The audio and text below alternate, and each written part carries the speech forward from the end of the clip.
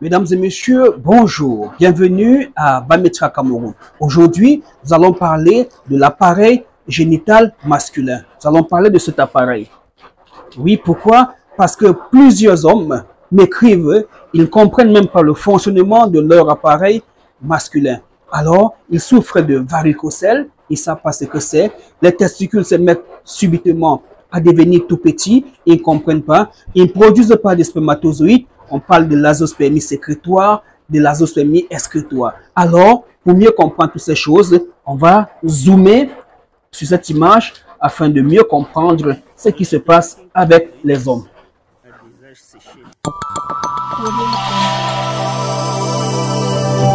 Mesdames et messieurs, voici l'appareil reproducteur masculin. On a ici ce qu'on appelle la verge.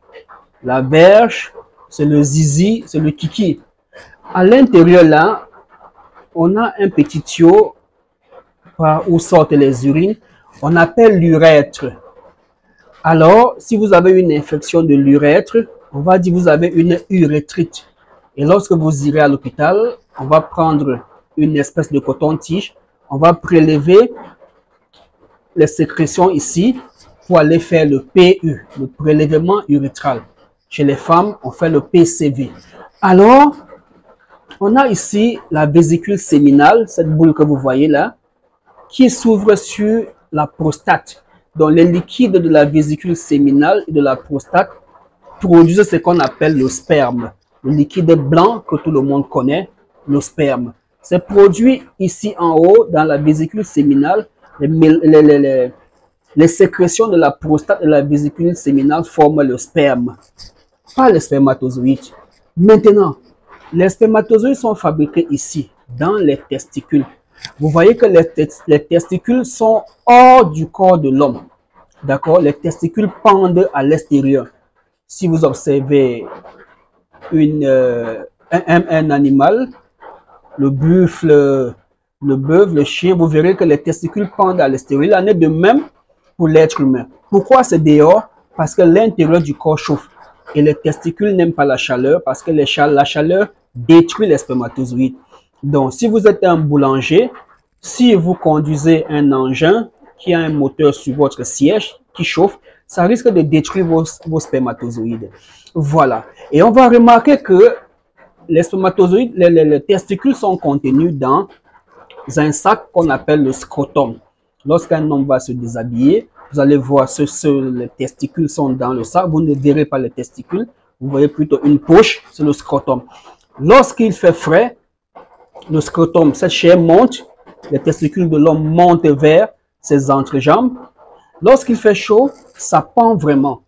D'accord? Lorsque un homme est en train de jouer au ballon, par exemple, il verra que ses testicules descendent. Il est obligé de porter un cycliste ou bien un caleçon bien serré.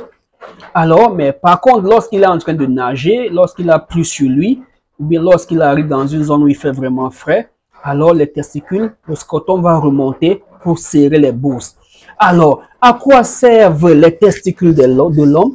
Les testicules servent à produire les spermatozoïdes et aussi à sécréter l'hormone qu'on appelle la testostérone. Parce que les testicules sont des glandes.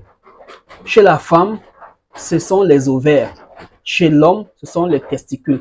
Donc, lorsque le bébé est dans le ventre vers les 6 mois, on ne sait pas si ça va donner les ovaires ou ça va donner les testicules. Voilà pourquoi vous allez voir certaines personnes, ils ont des cryptorchidis dont le testicule voulait sortir, mais c'est pas sorti. D'accord? On laisse ça de côté, c'est un peu compliqué. Mais on retient que c'est dans les testicules, ce qu'on appelle communément noyau, que sont fabriqués les spermatozoïdes. D'accord? On a schématisé les spermatozoïdes ici en bleu pour dire qu'ils sont fabriqués ici dedans, dans les tubes séminifères. Après, ils vont passer par l'épidyme. L'épidyme, c'est cette masse que vous voyez là. Ils vont redescendre, trouver le canal déférent.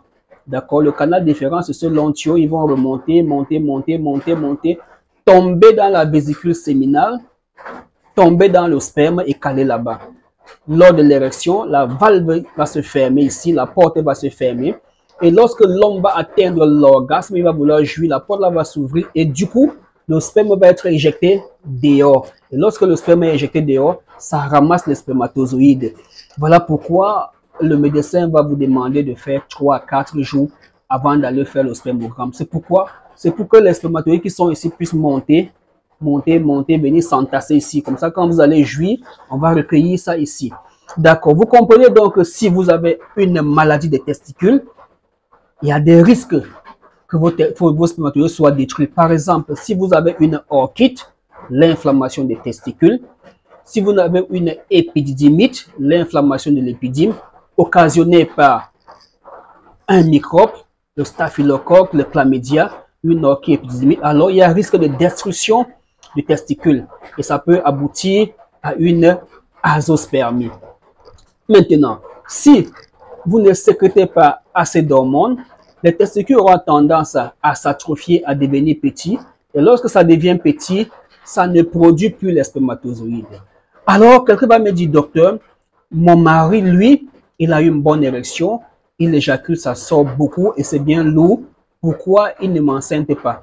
Ou encore, pourquoi il a une érection? Oui, parce qu'il a le taux de testostérone normal, ça le booste, il fait les rapports sexuels, il éjacule le liquide qui vient d'ici, sans cet état qu'on appelle les spermatozoïdes.